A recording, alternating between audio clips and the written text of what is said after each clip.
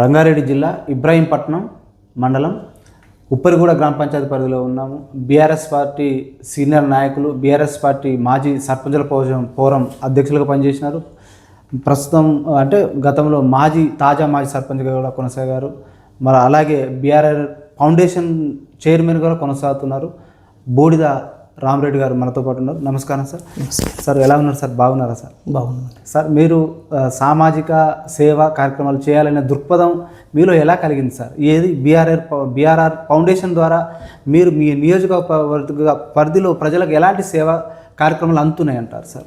అంటే గౌరవ తాజా ముఖ్యమంత్రి గారు కేసీఆర్ గారు 2014-15లో అధికారంలోకి వచ్చినప్పుడు అంటే ప్రభుత్వమే అన్ని కార్యక్రమాలు, సంక్షేమం కానీ అభివృద్ధి కానీ కార్యక్రమాలు కానీ ప్రభుత్వ బడ్జెట్తోనే, ప్రభుత్వ అధికారులతోనే మొత్తం సాధ్యం కాదు.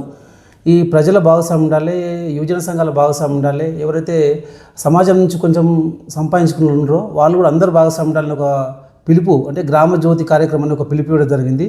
మరి గ్రామజ్యోతి కార్యక్రమంలో పిలుపును స్ఫూర్తిగా తీసుకొని నేను మా గ్రామానికి వెళ్ళి 2014-15 నుంచి కూడా సేవా కార్యక్రమాలు మొదలుపెట్టిన. సార్, మీరు ఇప్పుడు ఏదైతే నియోజకవర్గ పరిధిలో బీఆర్ఆర్ ఫౌండేషన్ ద్వారా సేవా కార్యక్రమాలు అంటే దేనికి అందుతున్నాయి, ప్రజలకు ఎలాంటి సిచ్యువేషన్లు ఉంటే వాళ్ళకి సేవా కార్యక్రమాలు ఏ విధంగా అందుతున్నాయి అంటారు? ముఖ్యంగా నా ఉద్దేశం ఏంటంటే సమాజంలో ఒక మంచి మార్పు రావాలి. యువకులు కానీ విద్యార్థులు కానీ చెడు అలవాట్లకు తొందరగా అవుతున్నారు. అంటే అందరూ ఆకర్షితులు అవుతున్నారని కాదు, కొందరు మంచి మార్గంలో వెళ్తున్నారు, చాలామంది చెడు మార్గాలకు తొందరగా ఆకర్షితులు అవుతున్నారు. కాబట్టి దీన్ని మార్చాలి. నా వంతు ప్రయత్నంగా నేను సామాజిక సేవే బీఆర్ఆర్ ఫౌండేషన్ లక్ష్యమని చెప్పి మొదలుపెట్టినాము.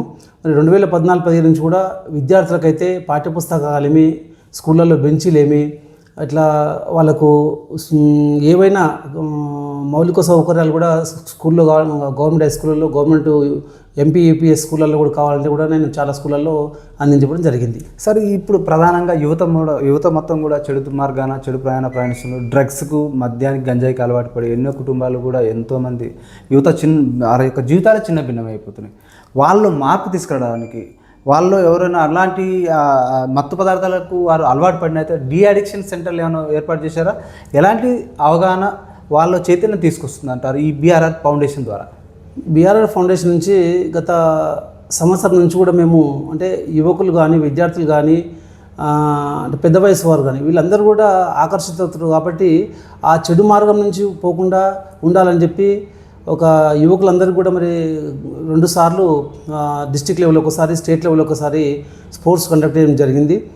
నా ఉద్దేశం ఏంటంటే యువకులు కానీ విద్యార్థులు కానీ ఫిజికల్గా ఫిట్గా ఉండి మానసికంగా కరెక్ట్ ఉంటేనే వాళ్ళు మంచి వైపు రాగలుగుతారు. కాబట్టి మరి మనం మంచి వైపు తీసుకొస్తే ఆ డ్రగ్స్ కానీ, ఆ సైబర్ క్రైమ్ దూరంగా ఉండడం కానీ, ఆన్లైన్ బెట్టింగ్, ఆన్లైన్ గేమ్స్ ఇట్లాంటి అన్ని చెడు వ్యసనాలు దూరంగా ఉండాలని చెప్పి మరి ప్రభుత్వం ఏదైతే తెలంగాణ ప్రభుత్వం టీజీనాబ్ని ఏర్పాటు చేసి మరి వీటి అన్నిటికీ దూరంగా ఉండాలని చెప్పి మరి అడిక్షన్ సెంటర్లు కూడా ఏర్పాటు చేసి వాళ్ళను ఎక్కడైతే అడిక్షన్ అయిన అక్కడ తీసుకుపోయి చేపిస్తున్నారు. మరి అట్లాంటి వాటికి దూరంగా ఉండాలనే ఉద్దేశంతో మేము హై స్కూల్ విద్యార్థులతో, ఇంటర్మీడియట్ విద్యార్థులతో, ఇంజనీరింగ్ కాలేజ్ విద్యార్థులతో, స్థానిక యువత ఉద్యోగాలు చేసుకునే వాళ్ళు అయితేనేమి, ఎవరైతేనేమి వాళ్ళందరితో కూడా మేము మా ఫౌండేషన్ నుంచి వెళ్ళి మరి చెడు అలవాట్లకు దూరంగా ఉండాలి, మంచి అలవాట్లు అలవర్చుకోవాలని చెప్పి మేము అవగాహన కార్యక్రమాలు నిర్వహిస్తూ ఉన్నాం. సార్, ఏదైతే మీరు విద్యా వ్యవస్థలో కూడా మీరు అంటే సామాజిక సేవా కార్యక్రమాలు అందిస్తున్నారు, ఏదైతే ఎలిమెంటరీ స్థాయి నుంచి పీజీ స్థాయి వరకు ఈ ఫౌండేషన్ ద్వారా ఎలాంటి సేవలు కొనసాగుతున్నాయి అంటారు? గతంలో అంటే రాష్ట్రంలో ఖచ్చితంగా ఇంతకుముందు ఉన్న కన్నా ఇప్పుడు డ్రగ్స్, గంజాయి మనం చూస్తున్నాము. ఎక్కడ చూసినా రోజు ఒకసారి ఏదైనా ఎలక్ట్రానిక్ మీడియాలో కావచ్చు, పేపర్లో కావచ్చు, ఖచ్చితంగా డ్రగ్స్ పట్టుకున్నాము, గంజాయి పట్టుకున్నాము అని చెప్పి సైబర్ మోసాల వల్ల, ఆన్లైన్ బెట్టింగ్ల వల్ల, ఆన్లైన్ గేమ్ల వల్ల చాలామంది మేము ఇట్లా నష్టపోయినామని చెప్పి చాలామంది బాధితులు మనం చెప్తా ఉంటే చూస్తున్నాం. ఉదాహరణకు గత 3-4 నెలల క్రితము మునుగోడలో ఒక లారీ యజమాని ఒక 4 రోజుల్లోనే ఆన్లైన్ మోసాలకు గురి అయ్యి అతను 15 లక్షల రూపాయలు పోగొట్టుకోవడం జరిగింది. మరి ఆ పోగొట్టుకున్నాక కొత్తగా పెళ్ళి అయింది. అతను ఆ విషయం తలుచుకొని ఆత్మహత్య చేసుకోవడం జరిగింది. ఇట్లా ఎవరైనా అంటే చెడు అలవాట్లకు ఎవరైతే పోతున్నారో వాళ్ళకు ఎప్పటికప్పుడు మేము ఆ ఉదాహరణలు చెప్పుకుంటా అందరినీ అవేర్నెస్ ప్రోగ్రామ్ తీసుకుంటున్నాం. సరే, ఏదైతే ఇప్పుడు విద్యార్థులకు యువకులు చదువుకున్న విద్యార్థులకు చదువు అయిపోయిన తర్వాత వాళ్ళకు పోటీ పరీక్షలకు సన్నద్ధం కావడానికి ఏమైనా లైబ్రరీ వ్యవస్థ ఏమైనా మీ నియోజకవర్గంలో ఏమైనా వ్యవస్థ ఏర్పాటు చేశారా? దాంతోపాటు చదువు అయిపోయిన తర్వాత యువకులకు ఏమైనా ఉపాధి అవకాశాలు కల్పిస్తుందా మీ బీఆర్ఆర్ ఫౌండేషన్ ద్వారా? ప్రస్తుతం నా లక్ష్యం ఏంటంటే ఇబ్రాహీంపట్నం ప్రాంతంలో చాలామంది తెలుగు మీడియం ఇంతకుముందు ఉండే, ఇప్పుడు గవర్నమెంట్ స్కూళ్ళల్లో ప్రైవేట్ స్కూళ్ళల్లో కూడా ఇంగ్లీష్ మీడియంలో బోధిస్తుండ్రు. కానీ ఎంత బోధించినా కూడా ఇంగ్లీషు అంటే రాయడం చదవడంలో కూడా స్పోకెన్ ఇంగ్లీష్ స్కిల్స్ కూడా మన గ్రామీణ ప్రాంతంలో చాలా తక్కువ ఉన్నాయి. మరి దానికి నేను ఒక 4 నెలల క్రితం ప్రకటించిన ఈవెన్ కాంపిటేటివ్ ఎగ్జామ్స్ ఇంకా నోటిఫికేషన్ రాలేదు రాష్ట్ర ప్రభుత్వం నుంచి. వస్తే మాత్రం తప్పకుండా అది పోలీస్ కానిస్టేబుల్ కావచ్చు, ఎస్ఐ కావచ్చు, గ్రూప్ 1 కావచ్చు, గ్రూప్ 1, 2 కావచ్చు, ఎవరికైనా వాళ్ళకు స్టడీ మెటీరియల్ ఇచ్చి ఖచ్చితంగా మంచి ట్యూటర్లు పెట్టి వాళ్ళకు కోచింగ్ ఇవ్వాలనే ఉద్దేశంతో నేను అనౌన్స్ చేసిన. ఏ కాంపిటేటివ్ నోటిఫికేషన్ వచ్చినా కూడా దానికి సన్నద్ధం అవ్వడానికి నేను నా ఫౌండేషన్ నుంచి మా కార్యకర్తలను కూడా వాళ్ళకు సపోర్ట్ చేస్తాం. సార్, ఏదైతే ఆర్థికంగా వెనకబడిన కుటుంబాలు, మధ్యతరగతి కుటుంబాలు కావచ్చు, దిగువ మధ్యతరగతి కుటుంబాలకు మీరు ఏదైతే వాళ్ళకు పెళ్ళిళ్ళు చేసే ఏర్పాటు కూడా ఈ ఫౌండేషన్ ద్వారా అందుతుంటారు, మరి వాళ్ళకి ఎలాంటి పెళ్ళిళ్ళ విషయంలో కావచ్చు, వాళ్ళకి ఎలాంటి సౌకర్యాలు కానీ సదుపాయాలు కానీ ఈ ఫౌండేషన్ ద్వారా అందుతున్నాయి అంటారు? ఎవరైనా పేదింటి ఆడపిల్లని పెళ్లి చేసుకున్న నా దగ్గరకు వచ్చిన మాత్రం ఖచ్చితంగా వాళ్ళకు మా ఫౌండేషన్ నుంచి మా వంతు సాయంగా ప్రతి గ్రామంలో చేస్తున్నాం. మా కాన్స్టిట్యూన్సీలో ప్రతి గ్రామంలో చేస్తున్నాం. సార్, ఇది మీ ఫౌండేషన్ ఇప్పుడు విద్యా వ్యవస్థలో సమూలమైన మార్పులు తీసుకురావడానికి అంటే ఏదైతే మధ్యతరగతి పిల్లలను ఆదుకోవడానికి ఉద్దేశించినట్టు, అలాగే వైద్య విషయంలో కూడా ఏమన్నా ఫౌండేషన్ ద్వారా ఏమైనా వాళ్ళకు వైద్యానికి కావాల్సిన ఏదైతే ఉంటాయో హాస్పిటల్లో మీకు ఏమైనా సేవా కార్యక్రమాలు ఏమైనా చేసే అవకాశం ఉందంటారు? ఎవరైనా హాస్పిటల్కి పోయి వాళ్ళకు బిల్లు చెల్లించిన సందర్భంలో హాస్పిటల్కి పోయి వాళ్ళ బిల్లు తక్కువ వేయడం కానీ ఆ బిల్లు నేను కూడా కొంచెం చెల్లించడం జరుగుతుంది. మరి ఇప్పుడు చాలామందికి నేను మా బీఆర్ఆర్ ఫౌండేషన్ టీం మెంబర్లకు కానీ బీఆర్ఎస్ పార్టీ కార్యకర్తలకు కానీ మరి పర్సనల్ యాక్సిడెంట్ పాలసీ లేదు, వాళ్ళందరికీ నేను 15 లక్షల రూపాయల కవరేజ్తో ఇన్సూరెన్స్ స్కీమ్ స్టార్ట్ చేసినాము. వాళ్ళందరూ డీటెయిల్స్ తీసుకుంటున్నాము. ఆ రిలయన్స్ సంస్థ ద్వారా రిలయన్స్లో మేము అందరికీ ఇన్సూరెన్స్ చేయించడానికి నిర్ణయించినాము. ఆ కార్యక్రమం నడుస్తుంది. అట్లే ఇప్పుడు గ్రామీణ పేద మహిళలు వాళ్ళకు ఆడబిడ్డ పుడితే కేంద్ర ప్రభుత్వం ఒకటి ఉంది, సుకన్య సమృద్ధి యోజన అని చెప్పి. అంటే 9 సంవత్సరాల ఆడపిల్ల వరకు కట్టుకునే ఎలిజిబిలిటీ ఉంటుంది. 18 సంవత్సరాల వరకు వాళ్ళు సంవత్సరానికి ఎంత అని నెలకింత అని ఒక స్కీమ్స్ ఉన్నాయి, కట్టాలి. మరి దానికి నేను ఆడపిల్లలు ఎవరైనా పుడితే పేదింటి ఆడపిల్లలకు ఖచ్చితంగా ఈ 18 సంవత్సరాల వరకు సుకన్య సమృద్ధి యోజన కట్టే స్కీమ్ స్టార్ట్ చేసిన. ఫౌండేషన్ నుంచి ఒక 2,000 రూపాయలు మేము కడతాము, ఒక 500 రూపాయలు ఆ ఆడపిల్లల తల్లిదండ్రులు కడితే సరిపోతుంది. ఆ 18 సంవత్సరాలు అయినాక వాళ్ళకు పెళ్ళి అప్పుడు లేకపోతే పై చదువులప్పుడు ఆ డబ్బులు ఉపయోగపడుతుందని చెప్పి ఆ స్కీమ్ కూడా తీసుకోవడం జరిగింది. సార్, మీ ఇబ్రాహీంపట్నం నియోజకవర్గ పరిధిలో ఉన్న రైతులకు ఈ బీఆర్ఆర్ ఫౌండేషన్ ద్వారా ఏమైనా సేవా కార్యక్రమాలు అందుతున్నాయి అంటారు? రైతులకు అంటే ఇంతకుముందు ఉత్తమ రైతులు అవార్డు ఇచ్చినాం తప్ప అంటే పెద్దగా చేయలేదు. వాస్తవం చెప్పాలంటే అదొక స్కీమ్ స్టార్ట్ చేసినాము అనుకుంటున్నాము. ఖచ్చితంగా ప్రతి మండలానికి 4 మండలాల రైతులు ఇబ్రాహీంపట్నం ప్రాంతంలో హైదరాబాద్ దగ్గర ఉన్నారు. మరి చాలా వరకు రియల్ ఎస్టేట్ అయిపోయి పొలాలు తగ్గిపోయినా కూడా కూరగాయలు, ఆకుకూరలు, వరి పండించే రైతులకు మరి వాళ్ళకి ఏదైనా ఆధునిక యంత్రాలు అందించడంలో మా వంతు సాయంగా ఖచ్చితంగా ఒక స్కీమ్ స్టార్ట్ చేస్తాము. 4 మండలాల రైతులు కూడా మా ఫౌండేషన్ నుంచి ఇవ్వాలని చెప్పి నిర్ణయించడము. అది తొందరలో అంటే 2-3 నెలల్లో ఆ స్కీము రైతులకు అందరూ కూడా మా ఫౌండేషన్ నుంచి ఏమైనా సహాయం అందించడానికి ఖచ్చితంగా అందించడానికి మేము ప్లాన్ చేస్తున్నాం. సార్, ప్రస్తుత తరుణంలో మొత్తం పర్యావరణం కూడా మొత్తం కాలుష్యానికి గురైపోతుంది. ఈ కాలుష్యాన్ని నివారణ నుంచి కాపాడడానికి గ్రీనరీ పెంపుదల విషయంలో కావచ్చు, పర్యావరణ పరిరక్షణ విషయంలో ప్రజల్లో ఎలాంటి అవగాహన సదస్సులు ఈ ఫౌండేషన్ ద్వారా ఏమైనా అందుతున్నాయి అంటారా? గత కేసీఆర్ తీసుకున్న నిర్ణయం నుంచి హరితారంలో భాగంగా మరి మా గ్రామంలో చాలా వరకు అంటే పల్లె ప్రభుత్వంలో కావచ్చు, అవెన్యూ ప్లాంటేషన్ కావచ్చు, ఎక్కడ చూసినా కూడా మేము చెట్లు బాగా పెట్టడం జరిగింది. మరి ఖచ్చితంగా చెట్లని ఎక్కువ వరకు చెట్లను పెట్టాలి, పర్యావరణాన్ని రక్షించాలి. మరి చెట్లు ఎంత ఎక్కువ పెడితే అంత పచ్చదనం అయితే అంత వర్షాలు వస్తాయి కాబట్టి మరి ఆ దిశగా ప్రయత్నం చేస్తున్నాము. మరి అంతేకాకుండా సింగిల్ యూజ్ ప్లాస్టిక్ అంటే ఒకటేసారి వాడిన ప్లాస్టిక్ అనేది భూమిలో కరిగిపోదు. కాబట్టి సింగిల్ యూజ్ ప్లాస్టిక్ నివారించి మనము అంటే ఈ చేతి సంచులు జూట్ బ్యాగులు వాడాలనే ఉద్దేశంతో ఇప్పటికీ దాదాపు ఒక 15,000 జూట్ బ్యాగులు మేము అందించడం జరిగింది. ఈ 2-3 నెలల్లో ఖచ్చితంగా మనకు 60,000 బ్యాగుల వరకు ఇబ్రాహీంపట్నం, మంచాల, యాచారం, అబ్దుల్లాపురం 4 మండలాల్లో కూడా ఖచ్చితంగా అందరూ కూడా ఈ డాక్రా మహిళలకు కానీ ప్రతి ఒక్కరు కూడా మా ఫౌండేషన్ నుంచి జూట్ బ్యాగులు అందించడానికి ఏర్పాటు జరుగుతున్నాయి. చాలా ఒక 15,000 జూట్ బ్యాగులు ఇంతవరకు పంపిణీ చేసినాము. సార్ ఈ బీఆర్ఎల్ ఫౌండేషన్ సేవా కార్యక్రమాలు, సామాజిక సేవా కార్యక్రమాలు ఓన్లీ ఇబ్రహీంపట్నం నియోజకవర్గ పరిధిలోనే కొనసాగుతున్నాయి, నడుస్తున్నాయి అంటున్నారు. భవిష్యత్తులో జిల్లా వ్యాప్తంగా కావచ్చు, రాష్ట్ర వ్యాప్తంగా విస్తరించే అవకాశాలు ఏమైనా ఉన్నాయంటారా సార్? అంటే ఈ డ్రగ్స్, గంజాయి, సైబర్ క్రైమ్, ఈ ఆన్లైన్ మోసాల మీద కేవలం ఇబ్రాహీంపట్నం నియోజకవర్గమే కాకుండా సైబరాబాదు, హైదరాబాదు, రాచకొండ ఈ 3 కమిషనరేట్ల పరిధిలో ఉన్న కూడా అందరినీ ఈ విషయంలో దూరం ఉంచాలి, అవేర్నెస్ చేయాలి. మరి ఏ టోల్ ఫ్రీ నెంబర్కి ఫోన్ చేయాలని చెప్పి ఖచ్చితంగా అందరికీ తగు సమాచారం ఇచ్చి ఒక వాల్ పోస్టర్ కూడా డిజైన్ చేస్తున్నాము. అది తొందరలో 10-15 రోజుల్లో ఈ 3 ప్రాంతాల్లో, అంటే రాష్ట్ర జనాభా మొత్తం ఈ హెచ్ఎండి ప్రాంతంలో ఒక సగం కంటే ఎక్కువ ఉంది కాబట్టి ఈ ప్రాంతం మీద పూర్తిగా దృష్టి కేంద్రీకరించి ఇప్పుడిప్పుడే ఈ ఎక్కడైతే నగరంలో ఉన్న ఈ డ్రగ్స్, గంజాయి అనే మహమ్మారిని మరి కనీసం ఊర్లో కన్నా వ్యాపించొద్దని చెప్పి నిరోధించాలని చెప్పి ఇక్కడ కూడా పూర్తిగా అరికట్టాలనే ఉద్దేశంతో మేము టీజీ న్యాప్ కానీ, ఆ ఈగల్ టీం కానీ, పోలీస్ కానీ, ఎక్సైజ్ వారు కానీ సహకరించాలని చెప్పి నేను మా అందరికీ పిలుపునిస్తున్నా. ఆ కార్యక్రమంలో భాగంగా వాల్ పోస్టర్లు కానీ, వాల్ పెయింటింగ్ కానీ చేస్తున్నాం. సార్, ఏదైతే మీరు ఈ ఫౌండేషన్ ద్వారా సేవా కార్యక్రమాలు అందించాలనే దృక్పథం కానీ, ఆలోచన కానీ, ఆచరణ కానీ మీలో ఎందుకు కలిగింది, చేయాలనే ఆలోచన ఎందుకు వచ్చిందంటారు సార్? అంటే సమాజంలో ఒక విద్యార్థి తల్లిదండ్రులు చాలామంది ప్రైవేట్ స్కూల్లో చదివించలేకపోవచ్చు, కానీ గవర్నమెంట్ స్కూల్లో చదివించాలన్నా కూడా వాళ్ళు పొద్దున్న లేచి తల్లిదండ్రులు కష్టపడి స్కూల్కి పంపిస్తూ ఉన్నారు.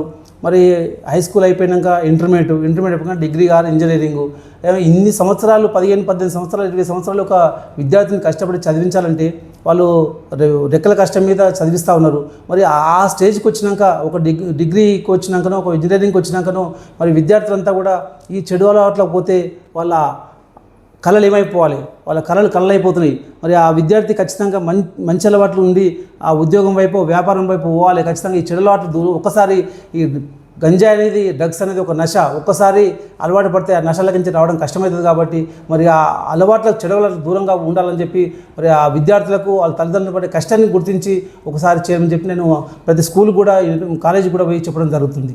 సార్, మీ ఫౌండేషన్ ద్వారా అంబులెన్స్ ఏర్పాట్లు ఏమైనా చేశారు సార్? ఇప్పుడు state health and medical and health commissioner గారికి మా ఫౌండేషన్ నుంచి ఒక లెటర్ పెట్టడం జరిగింది. మరి వాళ్ళు పర్మిషన్ ఇస్తే మన ప్రాంతంలో అంబులెన్స్ల కోసం ఏర్పాటు జరుగుతున్నాయి.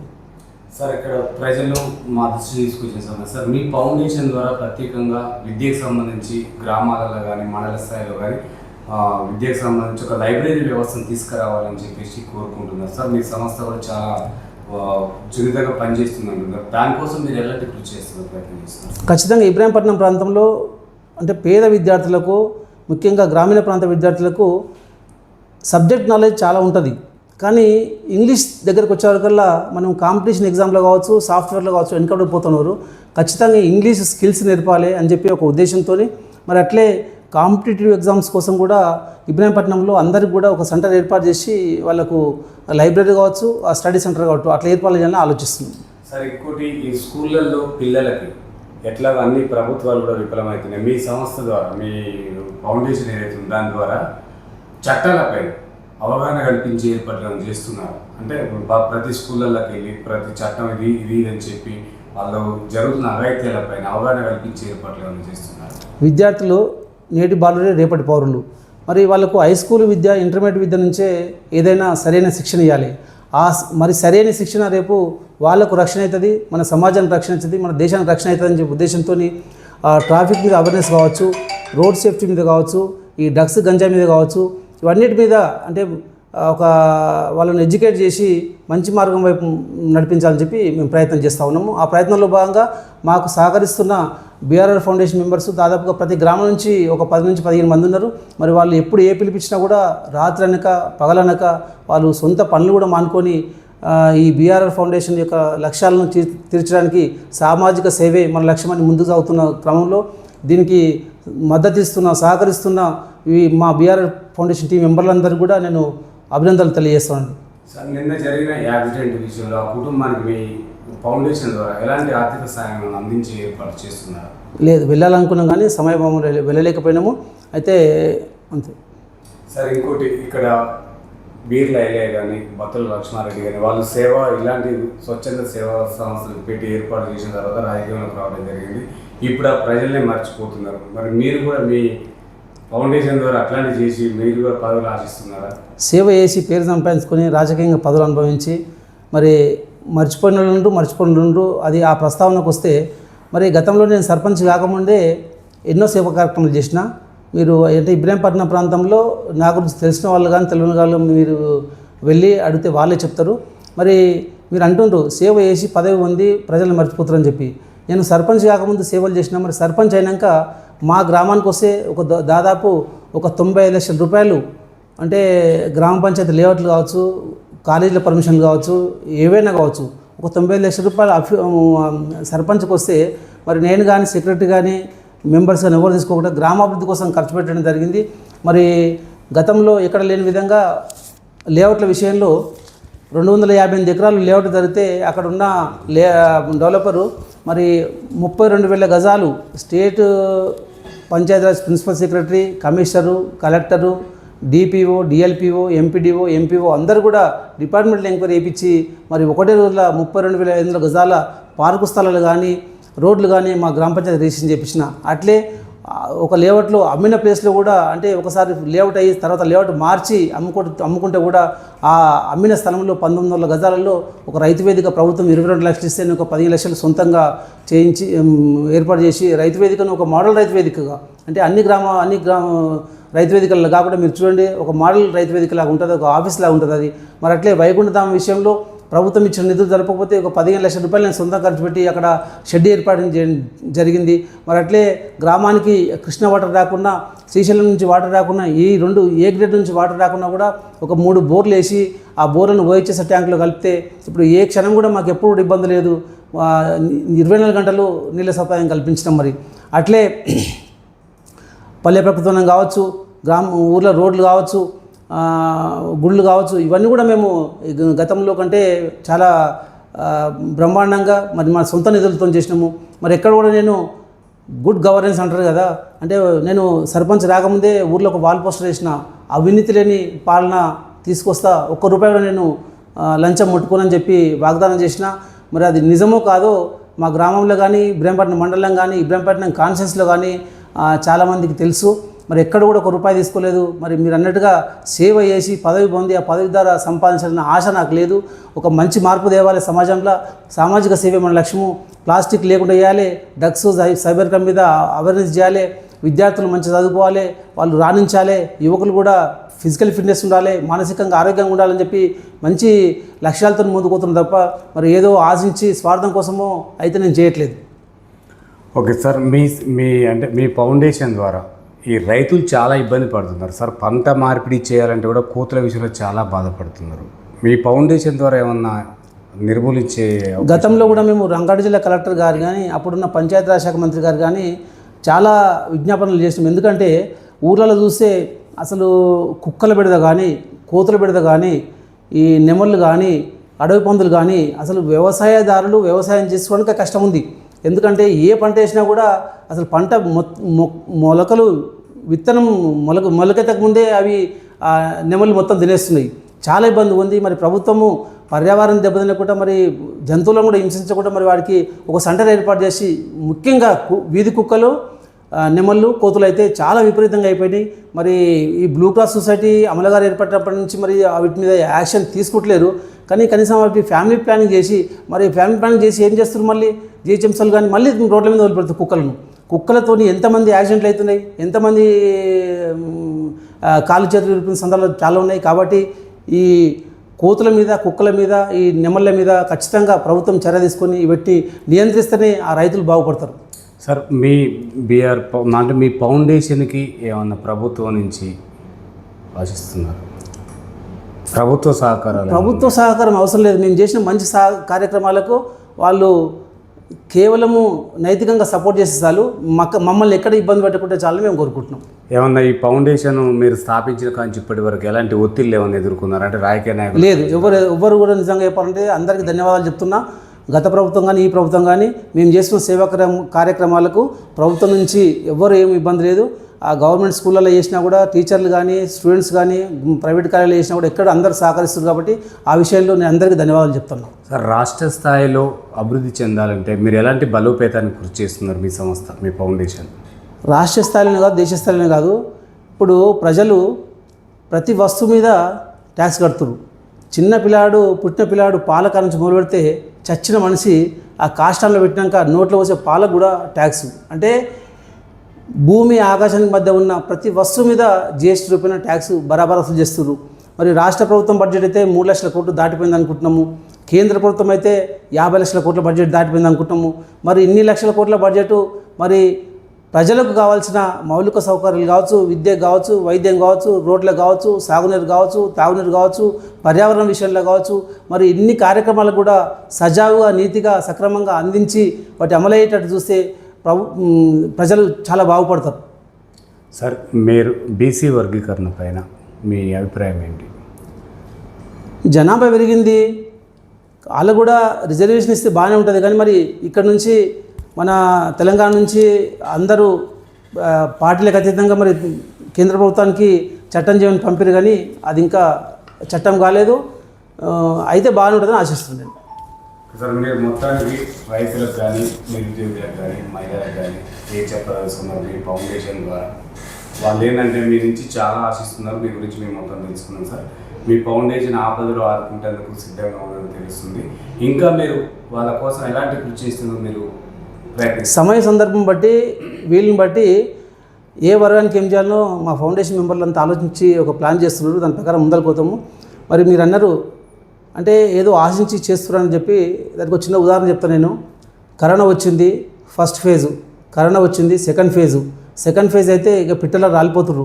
మరి ఆ టైంలో కూడా నేను మా గ్రామంలో కాదు, బయటి గ్రామంలో కాదు, అందరికీ గ్రాసరీ కిట్ ఇచ్చి అంగన్వాడీ కావచ్చు, ఆశా వర్కర్లు కావచ్చు, ప్రతి ఒక్కరికి నేను సపోర్ట్ చేసిన. మరి అట్లే ఎక్కడైనా కరోనా ఎక్కువ వచ్చిందని చెప్పి అనుకుంటే నేను ఒక 2 జీపులు ఏర్పాటు చేసి వాటికి కరోనా పిచికారీ యంత్రాలను ఏర్పాటు చేసి మరి సోడియం హైపోక్లోరైడ్ ద్రావణాన్ని ప్రతి గ్రామంలో, నగరం కూడా 4 మండలాలు, 4 మున్సిపాలిటీలు, ఇబ్రాహీంపట్నం ప్రాంతాల్లో మొత్తం కూడా నేను ఒక 2 నెలలు నిర్విరామంగా కృషి చేయడం జరిగింది.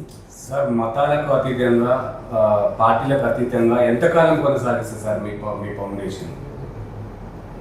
నా శ్వాస ఉన్నంత వరకు, నా ఆశయం నెరవేరే వరకు ఈ సామాజిక సేవే లక్ష్యం అని చెప్పి ఏదైతే మంచి కార్యక్రమాలు చేస్తామో ఖచ్చితంగా కొనసాగిస్తాం.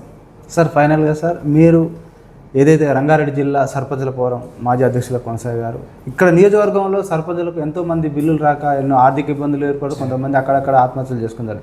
వాళ్ళ పక్షాన ప్రభుత్వం దృష్టి తీసుకుపోయి ఎలాంటి పోరాటాలు ఏమైనా చేశారా?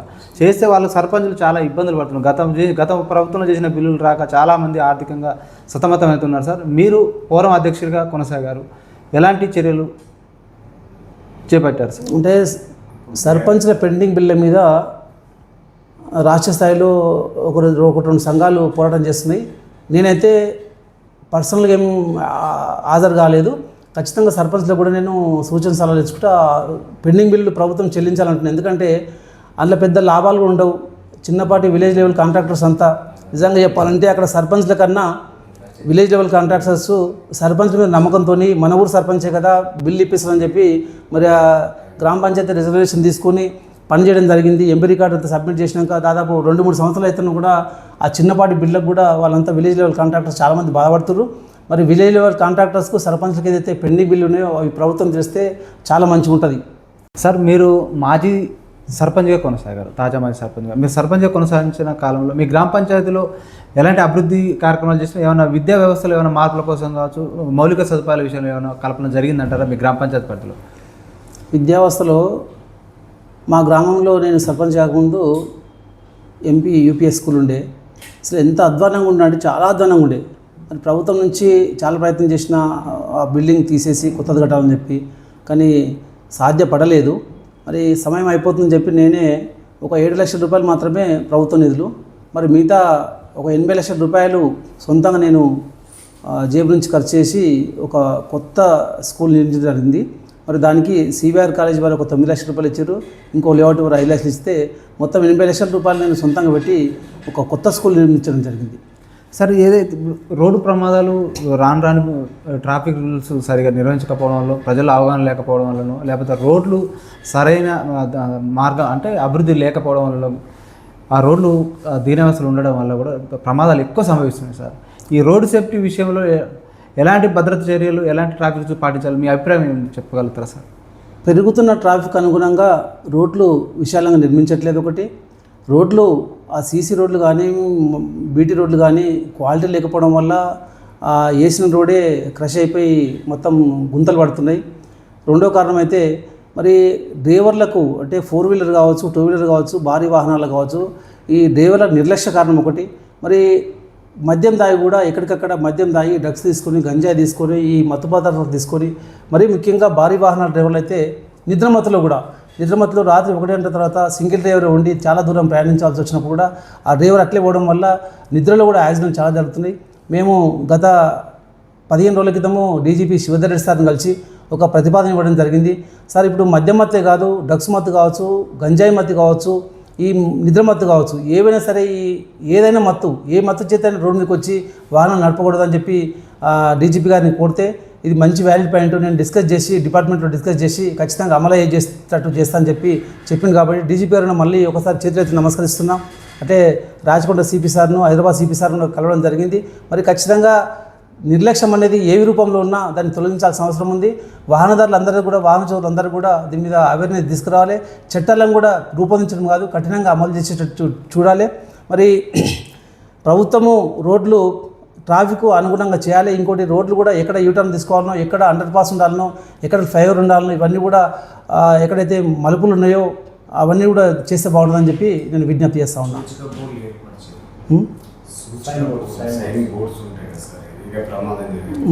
సార్, రాజకీయ పార్టీలు తమ స్వార్థ ప్రయోజనాల కోసం కావచ్చు, అధికార దాహం కోసం ఉచిత పథకాలు ప్రకటిస్తారు. ఉచిత పథకాలపై మీ అభిప్రాయం ఏంటి సార్?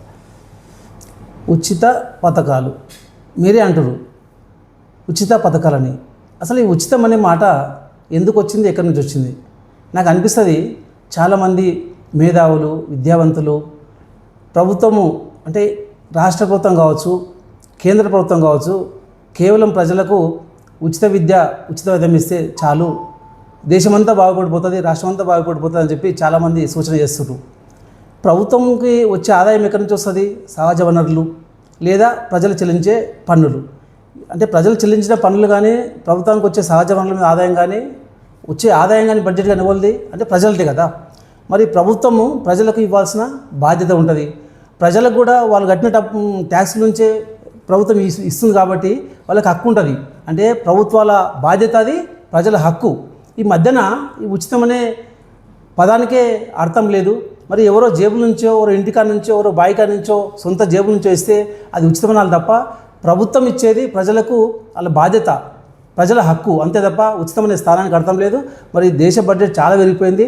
నిజాయితీగా సక్రమ మార్గంలో ఖర్చు పెడితే దేశం చాలా అభివృద్ధి చెందుతుంది. అమెరికా కాదు, రష్యా కాదు, చైనా కాదు, మనకున్న యువత కావచ్చు, మనకున్న మానవ వనరులు కావచ్చు, మనకున్న ఖనిజ సంపద కావచ్చు, మనకున్న మంచి నీళ్ళు కావచ్చు, మనకున్న నీరు లభ్యత కావచ్చు, ఖచ్చితంగా మన దేశము ప్రపంచంలో అందరికన్నా అధిగమిస్తుంది. సార్, ఏదైతే ఇప్పుడు ప్రజాస్వామ్య వ్యవస్థలో పంచాయతీ నుంచి పార్లమెంటు వరకు ఎలాంటి వ్యక్తిని, ఎలాంటి నాయకుడిని ఎన్నుకుంటే ఈ గ్రామాలు కానీ, దేశాలు కానీ అభివృద్ధి పదంలో కావచ్చు బాగుపడతాయని అంటారు సార్? ప్రజలకు సేవ చేయాలి, మంచి మార్గంలో నడవాలి. ప్రభుత్వం నుంచి ఏ స్కీమ్ వచ్చినా కూడా ప్రజలకు అభివృద్ధి కానీ, సంక్షేమం కానీ సక్రమ మార్గంలో నిజాయితీగా అమలయ్యేటట్టు చూసే ఆలోచన ఉన్న వ్యక్తులకు ప్రజలు ఓట్లేస్తే ఖచ్చితంగా సమాజం బాగుపడుతుంది, దేశం బాగుపడుతుంది. Okay sir, thank you sir. చూస్తూనే ఉండండి మీ తెలుగు.